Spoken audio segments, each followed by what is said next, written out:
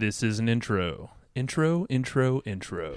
Hustle and Flow Chart with your boy, My boy. Matt Wolf and Joe Fier. Hey. Hello.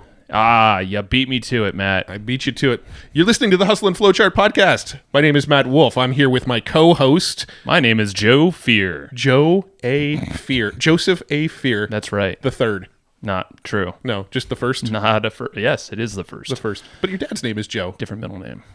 Yeah, but couldn't he call you Junior if he wanted to, even with a I'm different sure he middle name? could have. I was never called Junior. Can I start calling you Junior? Hell no. I don't want that Junior shit. Come on.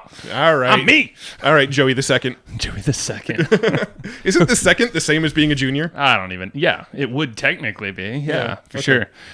All right, Anyway. man. Today we are not talking to any other Joe Fears. No. Today on this podcast, we're talking to Steve Sims. Oh, dude, Steve, I had so much fun with this interview. Like, I just thought, like, Steve's energy, his personality, his advice, like, just such like a good energy around this episode. Hell yeah.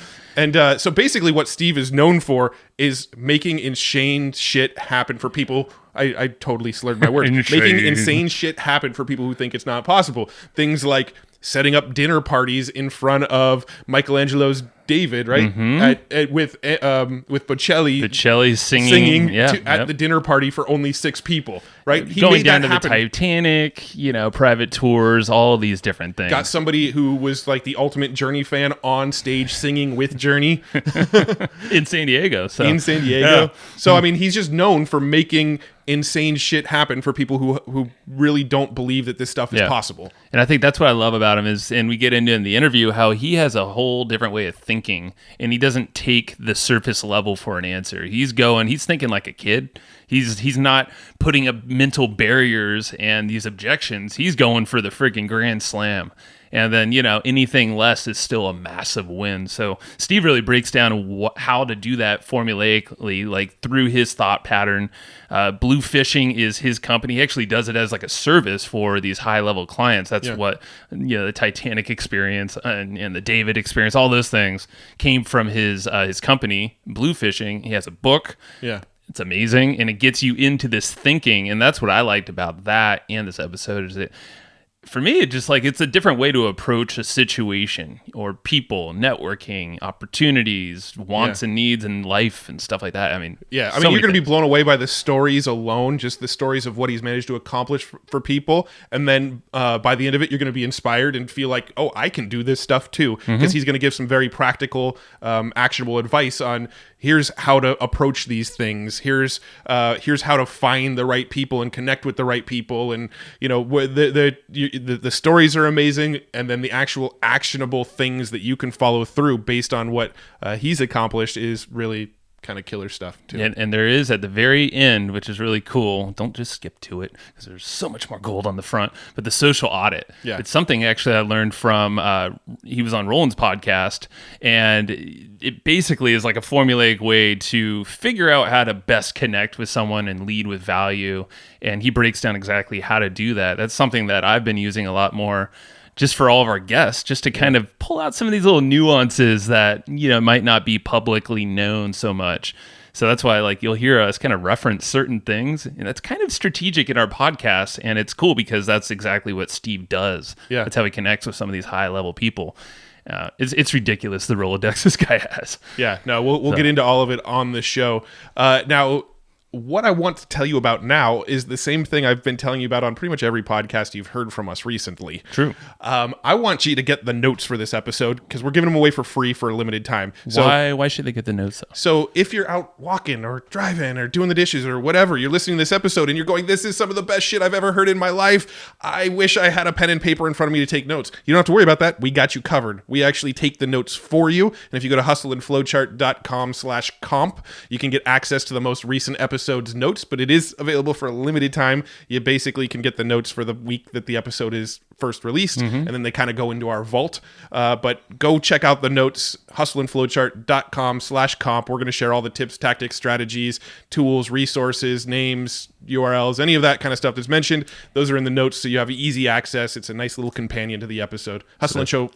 hustleandflowchart.com/comp. COMP. That vault is going to close soon, so you got to hurry over there. The vault? No, the vault. The vault has a big door, and it's closing quickly. Well, you can get access to the vault if you'd like, but these notes are going to be locking into the vault soon. That's a good point. Okay, good point. So hustleandflowchart.com, not evergreenprofits.com, hustleandflowchart.com/comp. Let's go talk to Steve before Joe loses his mind. It's gone. It's gone already. It's gone. All right, let's go talk to Steve. Steve, welcome to the show. Oh, thanks for having me. Yeah, man. So, yeah, we were right before recording, we were talking about how we have all these mutual friends, and we said it was just meant to be a matter of time. We were going to have you on the show here. Yeah. I think it's actually worth sort of breaking it down how connected you are, because I heard you on Brad Costanzo's Bacon Wrap show, and then after that, a couple weeks later, we spoke at War Room, and we were talking to Roland, and Roland's like, you guys need to talk to Steve Sims. He's somebody that everybody needs to know. And so we're like, okay, cool. And then a couple weeks later, we were talking to Josh Aguiar on his podcast, and then afterwards, he's like, you guys need to know Steve Sims, and he was the one who finally made that connection through Facebook. But we were kind of we were getting bombarded from people going, Steve is somebody you need to talk to on your show. Well, I think that's a good thing. Yeah, I was like, it's for better or for worse. We'll find out at the end of this episode. But yeah, we'll find out soon enough, won't we? Yeah. Well, from what we've heard, it's amazing. Yeah, we both read your book, Blue Fishing, and just everything you've done so far. And I'm sure you have some wicked plans up your sleeve for the future. It's just so damn impressive. Where it was just okay. So let's figure out how to make stuff happen, but big things, big shit, and actually blow this thing up. And that's why we brought you on here. And I think thank you. I think your story is what fascinates me the most, how you came from, bricklaying in England, and that whole story with that you say in the book. But let's get into that now, to this connected Steve Sims that you are now in LA. Yeah, what does that journey look like? How did obviously we know the story that you were a bricklayer, but could you kind of give us the quick synopsis of kind of how you went from there to where you are today? No. I don't think anyone, look, we're all entrepreneurs. You can sit here and name drop and you can talk about fancy stories, but our journey's all the same of spending most of your years aggravated, the rest of the years not fitting in, half of those years pissed off because you can't make anything work. We're entrepreneurs. We don't settle until we do. Right. And so I was born into a bricklaying family in East London. Bounced off the walls. I couldn't hold jobs down. My mum quite simply just thought it's only a matter of time before he's locked up. I didn't know what I was supposed to do. I just, like most entrepreneurs, knew it wasn't what I was doing at the time. So, I tried finding something that fit, and it got me from London. I actually ended up applying for a stockbroker's job in Hong Kong. They were exporting, I think, about 160 trainee stockbrokers over to Hong Kong to develop a new branch during the 80s of what was called the Tiger Market. I managed to kind of skirt into that crowd. I landed and lasted 24 hours before I was fired because they realized that my resume was a greater work of fiction than any Harry Potter movie ever had been. And now I'm in Hong Kong without a job. And I was actually relieved because I'd broken all the ties from what I should have been. Because a lot of people, sadly, end up going down a route because their parents did, or their parents know someone, or their best mate's there, or that's where they started, or every single bullshit excuse for them to go down a preset path. And they always say, better the devil you know, and all that bollocks. For me, being in Hong Kong with no job, no friends, no backup, no support, as an entrepreneur, that's where we thrive. It was that moment where I went, all right, what do I do? Do I sit down, piss myself and cry? Or do I actually stand up and do something about it now? Because if anything happens from here, it's either my fault or it's my fault. So let's go. So it was a very, very sad time. I'm not going to glamorize it. I'm not going to romanticize it. It was a horrible time of kind of, what have I done? And there were some very dark moments. But it came through, and I ended up working on the door of a nightclub, started networking, chatting to people, communicating, bringing value to relationships. And before I knew it, I went from working on the door to throwing my own parties, to marketing other people's parties and events, to doing what I do now, which is getting you married by the Pope, sending you down the Titanic, piano lesson by Elton John, and basically just flying around the planet, spending other people's money. So you're saying you created a pretty badass life for yourself and your clients then? Yeah, I did. And it was never supposed to be. You know, anyone that meets me for longer than 3 seconds and anyone that's still stuck to this podcast now has realized I'm not the sharpest tool in the shed. But a blunt instrument can do the exact same amount of damage with force and focus. And I was just a guy that went, all right, I don't want to be here. I'm going to go over there. And I tried to go the primitive aspect. So as far as I was concerned, let's start off with the basics. You are the combination of the 5 people you hang out with. We all know that's a fact. Right. Well, my 5 people that I were hanging out with were whiskey drinking broke bikers. Now, I actually like that demographic. I thrive in that demographic because I am that demographic, apart from the broke part. And so I thought to myself, for me to be successful, my 5 people have got to be successful. So literally, as primitive as that, the only reason for me talking to people on the door at nightclubs that were affluent was to get into their head, not into their pocket. Big difference. I wanted to get into the head. What makes you successful? And so my first goal was to build up a Rolodex of affluent, successful people. Because purely by default, knowing a bunch of successful people, I would become successful. Yes. And the only way that I could become successful and talk to successful people was to give them something that they wanted to keep coming back to me for. So as the doorman of a nightclub, the only asset I had was I knew where all the clubs were going. So, and the new ones that were opening up and the new part, I knew all of that stuff. So I brought value to the relationship because I could make your nightlife more interesting by sending you to the better clubs and parties. So in the early stages, my single focus was to give you a reason to talk to me. And I became the Google of the late 80s and early 90s of the best clubs in Hong Kong. So that all started at that point at the nightclub. Is that where it kind of triggered in your mind, oh, it's the network and it's the value you bring to these people to become irresistible, to be that conduit for them? Again, no. I wasn't that sharp. Still not that sharp. I literally just thought, if I know 10 people that are rich, I'll be rich. And that was, as I said to you, I tried getting into their head, not their pockets. So I didn't care what I could charge them. I didn't care what I could sell them. I cared to give them a reason to come and talk to me. And so I became that value resource, that person that helped. And then I realized early on that if they don't pay attention. So then it was a case of, hey, I can get you into the best nightclub tomorrow night. It's going to cost you $200. And then they'd be like, well, okay, here you go. Here's $200. So now I was building up credibility. Again, no thought of a business, no thought of a client bank. I was building up relationships, reputation, credibility in that order with the idea it would go somewhere. I never had that end bit mapped out. In fact, to be honest with you, I was now flying around the world, going to events like Stade, Cartier Polo, Monaco Grand Prix, Cannes Film Festival, Macau Yacht Festival. I was going to all of these high-end events, knowing 30 to 40 people in every single one of them.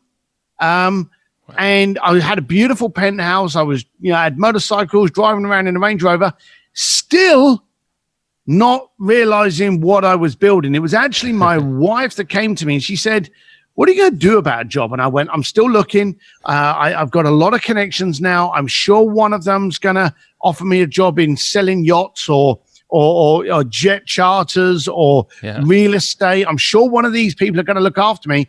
And it was my wife that turned around to me and she'd actually printed off my bank account statement. And she went, just want to bring it to your attention. You have a business. Now, my wife worked in, and I'm not going to put her down, but my wife was a receptionist at a hairdresser's. I was a bricklayer from East London. These are not Harvard positions. But it was my wife that came to me that brought it to my attention that we already had a business. And so We didn't know Excel spreadsheets and CRMs. We didn't know any of that. But guess what? You can hire people to do that. That's right. So we got people to help us with the stuff that we didn't know while we focused on what we had built. And 20 plus years later, we have the largest experiential concierge firm out there. So we're very happy. I love it. And it's the power of the network. We did the same thing with our podcast for the years in business. We just made connections, didn't know where they would go. And a lot of them have turned into some of the best podcast episodes we've had on this show. And who knows what comes of this, So, yeah, I love it. There's all this thought process now that you have to, you can't score a goal unless you know where the goalpost is. And, all of this kind of like, it's no good being in a sword fight in the pitch black. There's all this kind of stuff that tells you where to focus. Mm-hmm. There's also a great thing out there about karma. If you're out there and you're open to those opportunities, those opportunities will come. Mm-hmm. If you go out there with value, credibility, respect, then you will grow in where you are supposed to grow. You don't need to know all the answers. Yeah. And that's where the network comes in. The answers lie in the network, the connections. And that's Let's be blunt. I could fall on my look, we're entrepreneurs. Yeah. And I won't ask you guys but I've been broke half a dozen times. I've been sued, screwed over, ripped off, laughed at. Entrepreneurs, we all get that. Okay. In fact, I'm a great believer that do not call yourself an entrepreneur until all that shit's happened to you. That's a good point. Up until that time, you're a wantrepreneur. And the good thing about relationships is every time you fall on your face, you get up, look around, and there's those that you are tight with and close with that will help you get back up. And that empowers you. We can make more money. Tomorrow, we could talk to someone today and we could make $500,000 tomorrow. Okay? Mm-hmm. And then you could lose it the following day. And you could make it again the following day. Now, I'm not trying to be blasé about it, but making money is not hard. Mm-hmm. If you lose respect and credibility, you ain't getting that back.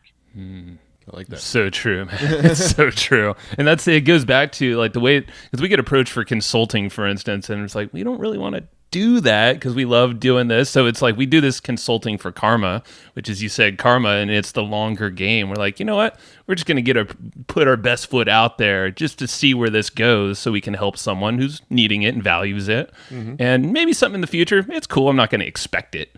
But sooner, it usually comes out, 10 times more valuable with whatever shapes up in the future. For sure. And doing something like that. Yeah, absolutely. 100%. Yeah. So I'm curious. So your specialty is just making cool shit happen that most people think is kind of impossible to make happen. I'm curious, is there anything that you can talk about? I know there's probably a lot of stuff that's under NDA and whatnot, but is there anything that you can talk about that's like something that you managed to create for somebody that you were like, holy shit, I can't believe we pulled that off? Mm-hmm. Many times during the year. You see, I can talk about all of those, but I can never talk about the clients. Mm-hmm. The only clients that you've ever kind of like know about me with is because I've been in environments where we've got photographed together, or they've spoken about me and they've actually been the one that's brought it to people's attention. But I can't actually talk about the clients I deal with. Mm-hmm. But the stuff that I've got up to, I pinch myself because, again, I'm still the bricklayer from East London that rides around on motorcycles and has a horrible obsession with whiskey. Mm-hmm. So the places that I end up, it's easy to turn around and go, well, in the past I did this, and you name out 5 highlights. Right. Okay.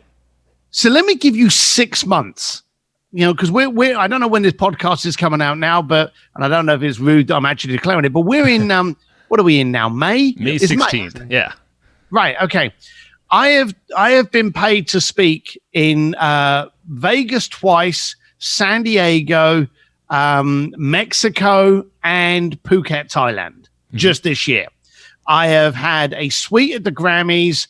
I have hung out with Elton John at his Oscar party as the official partner for that event.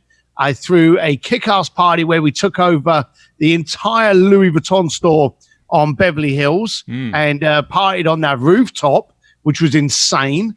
I've got breakfast in a few weeks' time with Richard Branson in Canada. I've got my own private event in Reno, which you'll see about afterwards, that is involving a very influential person whose initials are EM. Okay. And I've got, I think, 3 other countries that I'm going to later on this year. And in between that, I race motorcycles at the weekend. So this is my life.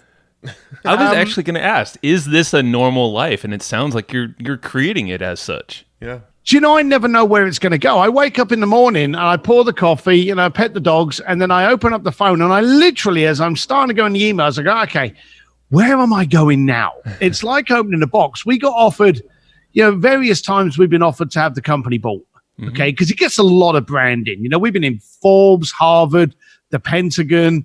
I was on Wanderlust last Friday. I was in Korean publication the week before that. We get a constant amount of media, so our brand is strong. And the danger's always been, if someone bought Bluefish, then what would I do with myself? Right. That's a very good point. Yeah, because I get to do, and that actually is the downside of a lot of entrepreneurs. You got to think about how much of what you do is who you are. Yeah. And they always say, split your personal life from your business life. A lot of entrepreneurs can't do that, and I haven't. If you think about Richard Branson without Virgin, he very much tries to brand himself now, but Richard Branson and Virgin, the stories of Virgin, they're combined. Me personally, my DNA is Bluefish. Yeah. And I was, a couple of years ago, I had a client that wanted to have a dinner in Italy, and that sounded pretty freaking dumb to me. Or dull, sorry, not dumb. Dull. So I closed down the Accademia Museum in Florence that houses Michelangelo's David, the most iconic statue in the world. I set up a table of 6 at the feet of Michelangelo's David, and halfway through the clients eating pasta in a closed down museum at 10 o'clock at night, I had Andrea Boccelli come in and serenade them while they're eating their food. No big deal. No big deal. But do you know the funny thing is? What's that? At 6 o'clock that evening, when we were getting the table set up and I was sitting next to Andrea and I'm chatting with him and Veronica, his wife, and we're chatting away, I actually suddenly realized where I was, who I was with. Forget the fact that I'm in another country because someone's paid me to be there. I've shut down an entire museum, and I've got one of the most famous Italian singers in the planet next to me. So I often kind of like go, holy crap, look at where I am now, Mum. It's funny. Yeah, and that was where my thinking was when reading your book, listening to all these interviews, and Matt and I chatting about some of these stories, because they're just outrageous, but they're all very possible. You put yourself out there, but it's like those quiet moments. I'm just like, what does Steve feel like? Like, is it like the moon landing effect or syndrome, whatever they call it, where it's like, okay, you've reached the pinnacle, what now? But it seems like you constantly are striving to keep up-leveling your experiences, and it's just not going to stop, it sounds like, for the war path that you're on. Well, it took, to take it a little bit further, when we were sitting, just to give it more in your mind, at the Accademia, the museum that we just spoke about, there is behind David is I don't know what you call the technical term, but it's a dent in the wall. There's a circle behind it, so you can walk behind David, and there's a set plinth in behind. And so we're sat on the edge of the plinth so that we've got the full profile of David there. And as we're talking, I actually got a cold sweat. I actually started shaking. Now, Andrea Boccelli is blind, but could actually feel me shaking. He put his hand on my knee, spoke to Veronica in Italian. Veronica actually said to me, are you okay? It was that much of a shock to me to suddenly realize, after trying to plan everything, pulling everything off, negotiating it, getting people to agree, afterwards, when I was there and I was physically waiting for the client to arrive, and let's be serious, I didn't care if he arrived. I had done what I needed to do. True. It was at that moment that my body settled down, and where the kind of shock and euphoria came out to such a point that Andrea could pick it up in my body shaking. And I said to him, I can't believe where I am. I can't believe who I'm sitting next to. I can't believe what we're part of. And so, yeah, I'm the little kid that goes out and does, and then goes, oh, wow, I can't believe I got away with that. I just happen to be doing it with the Pope and royalty. Yeah, right.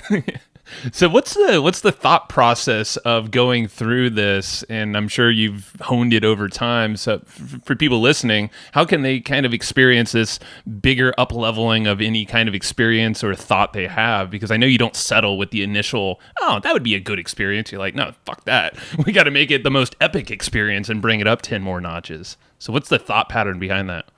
The thought pattern is to ignore what the client's asked for. And quite often you've got to do that to yourself, because as human beings, we put parameters on what we dream. And that's ridiculous, because that's a contradiction. The whole point of dreaming is that there are no parameters. But we do try and scale. Oh, I'd really love a good sports car. I'm going to go for the GT. I can't afford a McLaren. You know? Yeah. Fuck that. That's just a cash flow issue. Right. So people don't dream big enough. So when someone, including yourself, thinks of something, listen to what they're saying, and then ask yourself, what is it they actually want? So when I have someone say to me, oh, Steve, you know, I want to, here's a classic example. This actually happened. Yep. I had a client actually tell me that he wanted to meet the rock band Journey backstage. And I went, oh, great. Okay, great. You know, you want to meet the rock band Journey. That's fine. Fair enough. Why do you want to do that? And then shut up. And then he goes, well, you know, and just starts talking. And they go, oh, okay. So you're telling me that for you to meet the rock band and shake their hand backstage, what's that going to do to you? What emotions are is he going to wake up at 2:00 in the morning going, oh my God, I can't believe I shook the hands of Journey. And he starts doubting. He is now being given permission to dream a little bit more, stretch the imagination of possibility, not plausibility. Forget the word impossible. It's only impossible until someone's done it. So he told me this story of when he was in college. He was the lead singer of a Journey cover band.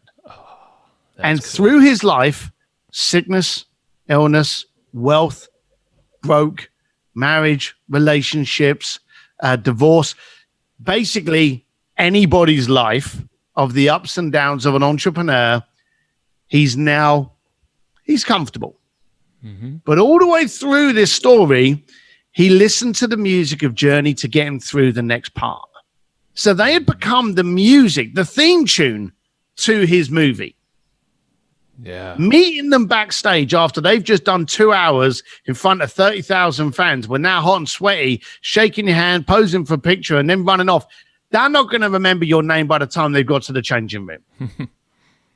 You know, are you telling me that's going to do it for you? And of course, he was, no. So what we did was we approached the band, and I spoke with them. And I actually put him live on stage, and he sang 4 tunes live on stage, and is now deemed as the shortest-term lead singer of the rock band Journey. He's probably in Wikipedia, so he has proof. Probably in there somewhere. Yeah. That's awesome. The point is, I ignored all of the parameters that everyone said I should have, and every time I tell that story, everyone's like, "Oh, how did you manage to get this? How did that happen? That's impossible. You did that." All the time that people think it's not going to happen, they are right. Now, I'm the little Irish kid. My wife jokes that I'm a 50-year-old, 5-year-old. I'm always the kind of person who goes, I want to go and do that, Mum. And then I go and do it. Yeah. And your mum turns around and what does she go? You can't do that. What does the kid turn around and go? The kid turns around and goes, why, Mum? Oh, because your dinner's coming up soon. I don't want dinner. I want this. Yeah. The bottom line of it is kids are the best negotiators in the planet, and we beat it out of them. Sure. Now, me, I never ask a question. You may want to write this down, boys and girls. Never ask a question that you can answer with a yes or a no unless I'm open to either one. Okay? Yep. I am not going to play roulette with the possibility of something happening for me. I'm not going to face that liability. So instead of me turning around and going, hey, can I have the museum closed down this Wednesday night at 3:00 in the afternoon till midnight? Instead of me asking that, which opens me up to a yes or a no, and guess which is the shorter answer? No.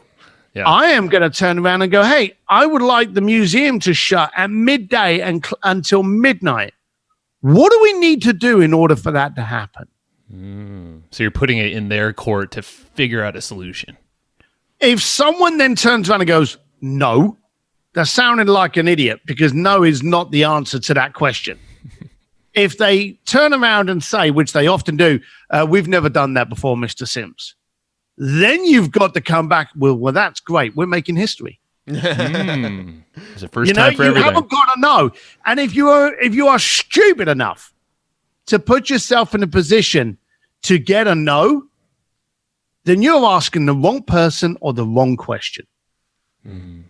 And that's really it. It's the wrong person and the wrong question. It sounds like, and even with your client, you're asking the right questions, the why or the how and what questions, it seems like, to kind of role play and future pace them a little bit. So the ideas just get better and better and bigger and bigger. Absolutely. I want to, you see, if I give you what you ask for, Amazon's going to knock on my door the following day and put me out of business. Right. Because Amazon doesn't think. You want toilet roll, it delivers toilet roll. You want batteries, it delivers batteries. If you want impact, if you want an experiential trigger, like my client will go down to San Diego. That San Diego trip with Journey, I think was like about 7 years ago. Mm-hmm. Every time he's in San Diego, or every time Journey does something on stage, I get a text or I get a picture.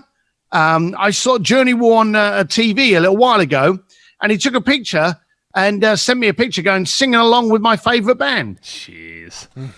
Because it triggers. You remember when you're driving down the road and you're in the car, music comes on from, 20 years ago, 10 years ago, 5 minutes ago, and it triggers you to a point of your life that music was relevant. Do you remember that? Oh, yes. Mm-hmm. Definitely. Yeah, exactly. Just imagine my job is to not give you what you asked for. It's to give you triggers. I want you to listen to Journey and go, shit, I remember when I couldn't hit that tune. Or the next time they hear Boccelli, or the next time they see the Da Vinci Code or something, one of the Dan Brown movies, or any of these kind of things, there's going to be a trigger in it. And that trigger is in there is because you paid attention at getting to the core of the reason, not the ask. You got down to the core. Why is that want even there? Yeah. And those triggers, and correct me if I'm wrong, I think there's audio, there's visual, there's location, there's things, it's like these certain things create these triggers a little bit more in people's minds. So it makes sense why you can then demand whatever the rates are for each experience, because you're honing on the deeper meaning that they can last for a whole lifetime for that person. Absolutely. I don't go for the price tag. I go for the impact. Mm-hmm. Now, if I give you what you asked for, again, I'm giving you a service. You are a customer because there you go, I'm providing. Right. That's it. End of the relationship, end of the triggers. That's done. But if I can get down into the core, and trust me, I've had people come to me that have gone, my budget for this, and bear in mind, I never asked that question. That wasn't, it never comes up. But every now and then I'll get people go, yeah, that sounds good to me, Steve. I'm looking at about 150 grand there. And my following remark will be, okay, I don't care. I didn't hear them.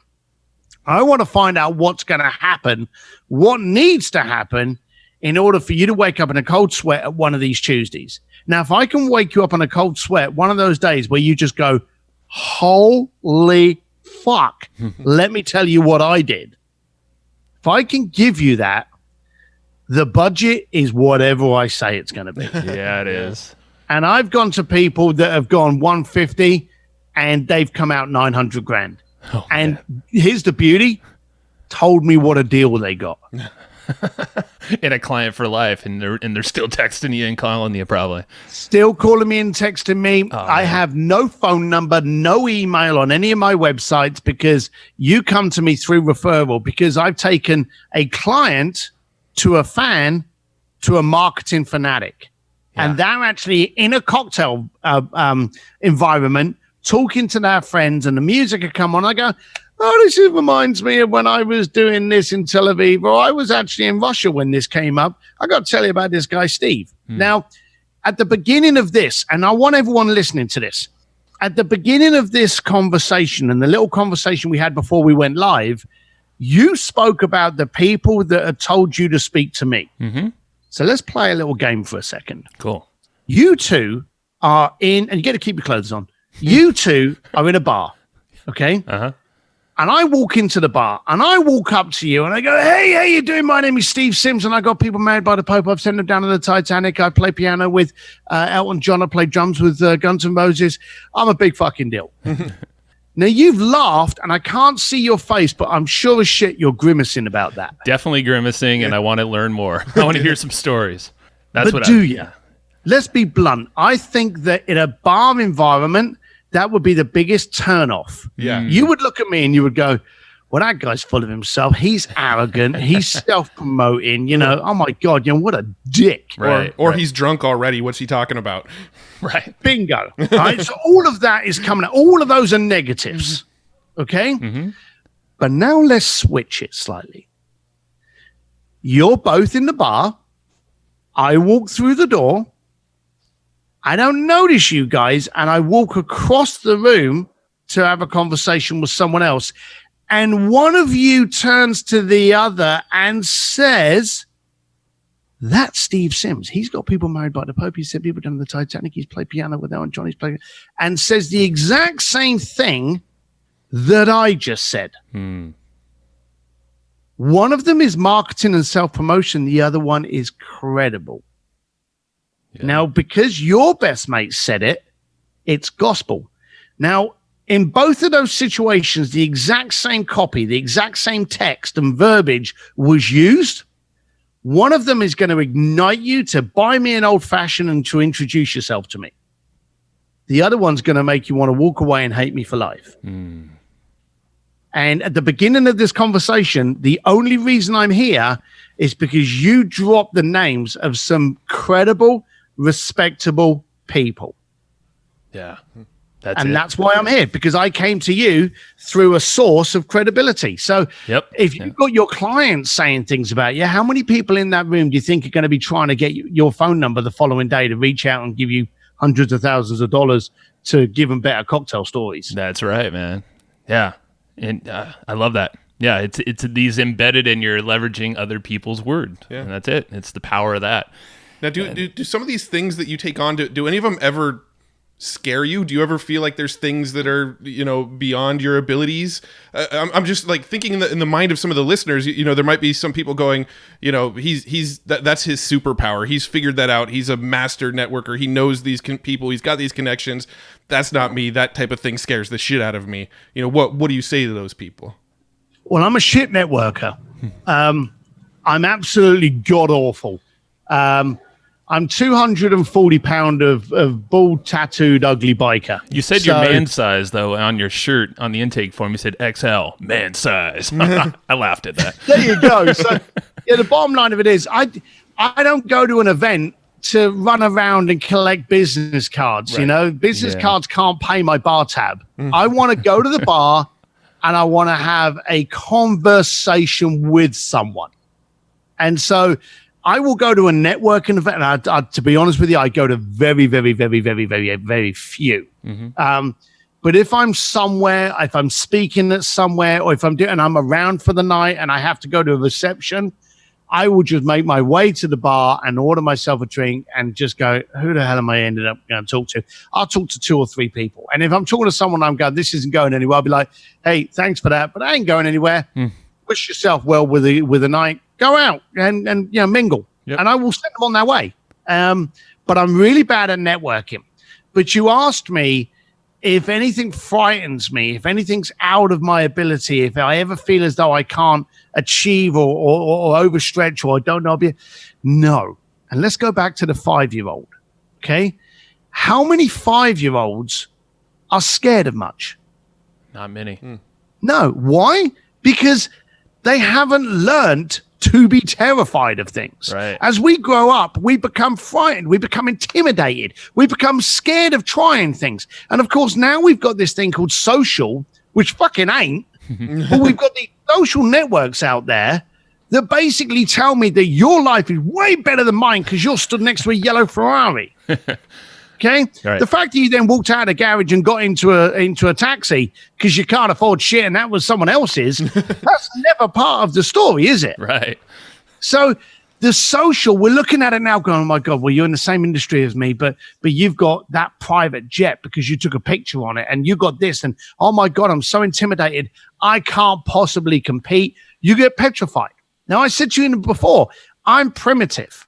If you want to go and do something, then before I sit there and analyze how everything can go wrong, the million reasons as how this will fail, I'll focus on the one step I need to do to get forward. When I had the client that wanted to have the restaurant in Florence, the first thing I did was I looked at my Rolodex and I went, what powerful families do I know that live in Florence? That was the first thing I did. So that's the network. Because that's you using the network. That's the power of my network. Exactly. Yeah. There's an old saying that says that no one walks onto a roof. You climb up a ladder. Okay. Now, 10 years ago, could I have got the Florence Academia to close down? Probably not, but I would have got something because, again, listen to it. If a client wants A, I'm going to go for Z. And every time I don't achieve, I come back. I'll end up at F, which will still be 20 steps higher than what that guy was actually going for. I love that visual. Like, you're going for the freaking grand slam, but, the win is still just get on base. Yeah. A lot of people have said to me, have you ever failed? And it's impossible to fail when you don't give your client what they asked for. Right. Give them what they wanted. Give them what they desired. Give them what they lusted for. I went for the academia. That was actually my first choice. Wow. Okay. Because if it had been in a chapel or a church, that could have been Poland. It could have been St. Petersburg. It could have been anywhere. But if I showed you a picture of people having a picnic and the Statue of Liberty is behind them or the Eiffel Tower, you know where they are. Yep. So if I could produce an environment that had David in the background, you knew where you were. Yeah. I never expected it to happen. I also never understood or could consider any reason why it shouldn't. Yeah. So it didn't, I knew it was a long shot, but hey, at the same time, why shouldn't it happen? Yeah, and it's kind of like what the hot girl strategy at the bar. It's like, yeah, she's probably the one that's least hit on by all the guys around because they're scared shitless. They're all, sitting on their hands. Absolutely. And here's Steve-O coming out there and freaking hitting his grand slam. And, I'd be a great wingman. I've been married since birth, but I'd be a great wingman in that scenario. I'm a great believer that only do what arouses and scares. And so I will shoot for the stars and not always get them, but I'll grab a couple of comments on the way back, and I'll be all good. Yeah. You forget about it. I'm just thinking of like you with your wife, like for Valentine's Day, or like all these things. I bet all of your friends are like, "Damn it, Steve's just showing me up." The experiences you create for her. Well, it's never. We have a belief that we don't tell each other we love each other just because Hallmark says that we have to. Right. So, any of the Valentine's, anniversaries, Easters, Christmas, any of those things I don't do. Okay. Mm-hmm. But I do celebrate her birthday because without that particular day and her mum and dad getting frisky, I wouldn't be happily married. That's right. So on her birthday, she's usually very scared the months before because I will remember, and she's very careful. Bear in mind, we're in our early 50s now. We've been together since like 16 and 17 years old. Wow. So she's very careful now, but she'll watch a movie and she'll be like, "Oh, I've always wanted to skydive. That looks cool." So and then on her birthday, I'll say, "Oh, dress up casual. We're going for breakfast. It's just out in the hills. It's lovely." And I'll drive her out where there's a plane waiting to take her up and go and skydiving. That's awesome, man. And so she gets terrified. It was her 50th a couple of years ago. And she actually came to me, sat me down, and she said, "Look, every year." Now, she's done unarmed combat with Navy SEALs. She's done shooting practice thanks to some people in the Pentagon. She's done race car driving. She's done skydiving. She's done cooking courses. There's a whole bunch of stuff that over the years that she's done. Okay. Yeah. Been on stage, Cirque du Soleil shows, Jeez. been backstage for singing lessons with people. Yeah, I put it on every year. She sat me down and she said, "This is my 50th. And I know in that annoying little head of yours, you're thinking this has got to be the big one." She said, "I am pleading with you. I don't want anything crazy." And I said to her, "Babe, you tell me what you want to do for this 1 year. You tell me what you want to do, and that will be what we do. 1 year, you get a write-off. You get a get out of jail free card." That's all you get. And she was like, "Okay." I said, "So think about it." So she did. Okay. And she came back and she said to me, "All I want to do," now my daughter was in college at the time. She said, "I know Lily's coming back." She said, "All I want to do is go and have a nice meal." I said, "Okay, meal, dinner, fine. What time?" She said, "Well, I don't want 9 o'clock or anything. Like 7:30, 7:45. That's a good time for me to start dinner. You get older, you like earlier dinners." Sure. And she's like, 7:45, maybe 8 o'clock. That's good. All right. What food style? She went, "I love sushi." I said, "Okay, can I please find the sushi restaurant? Can I find one that we haven't been to before that's very well reviewed?" And she's like, "All right, you get to pick the restaurant." I said, "Okay, thank you."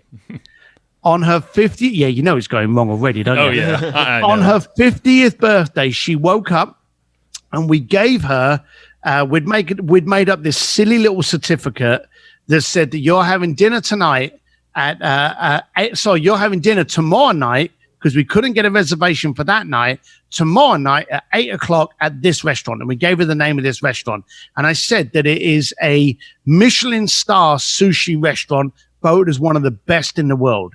She's like, "Oh, that's fantastic." And then the next envelope she got was the first class tickets to Tokyo, Japan, because she didn't stipulate where the restaurant was going to be. That's her mistake. Yeah, exactly. Thank you. You understand. You can tell her that. It's fine. While she was there, she did samurai sword fighting. She cut up a tuna in the fish market in Japan. We had about 3 really good sushi restaurants, and she learned how to make sushi. So, but I only did what she told me to do. You were good. That's so cool. Yeah, man. that's what I thought. Well, I want to be careful on time, but there was like one big thing that you actually had this on Roland's podcast, and I heard it, and I'm like, I want to share that with our audience, is your social audit. And it's like such a very formulaic way that you just use the internet for all of your research for whoever you're trying to connect with. Can you just give us a quick rundown through that?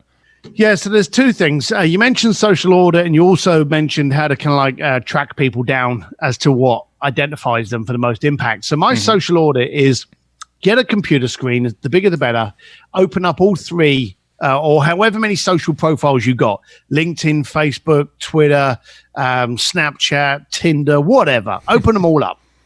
And what people will notice when they first do that is on LinkedIn, they're wearing a suit and they're looking all respectful. And on Facebook and Instagram, it's girls gone wild. A social audit is there not to confuse your clients, because clients will type your name into Google and they will search for you. Okay. Now, I don't give a shit about your website, because your website is going to tell me all the information that you want me to read. I want to go where I'm going to suddenly see you playing with your dogs. I want to go and find out, what your interaction with your family's like. Am I going to see you doing wet t-shirt competitions? The idea that social is private is bollocks unless you have a privacy thing on it. So look at all of your social profiles at the moment and think your top client is seeing that picture. If you don't want them to see that picture, then make your social there private. Okay? We can all do that. Yep. So that's the first thing. The second thing is when you want to meet someone, it can be a business relationship in your local village. It could be, the King of Persia. It could be anybody, anyone that you want to meet. Google their name, then go into images and look at the images they got. Do the social audit on them. Go into their Facebooks and stuff and find out what interests them. What do they like? And all of a sudden you see pictures of them at flea markets on Sundays. And it suddenly becomes a regular theme that, oh, they love going to flea markets.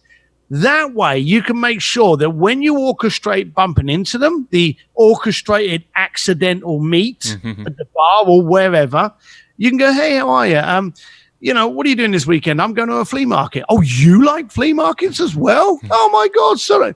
Bingo. You pull it off. So I use the images to give me what is their insights. And then I try to find one that is kind of like absurd as possible. There was an actor. I was trying to get a client of mine to do a walk-on role in that movie. And I found out that the actor collected modern mid-century chairs. Now, I had gone to this event in Hollywood knowing that he was going to be out there. And I watched everyone go up to him in the early evenings, getting all that selfies and talking about they love his movie and stuff like that. And he walked up to the bar. I walked up to the bar at the exact same time, stood next to him ordering something, and I went, oh, I recognize you, which is pretty fucking obvious. He's an actor. He knows I've recognized him, so I'm calling it out. I'm getting the elephant out of the room. And I went, oh, but I read an article that you love chairs. I love chairs. What got you into chairs? There will be nothing that gets someone talking more than what they love talking about. Yeah. And the guy turned around and went, you like chairs?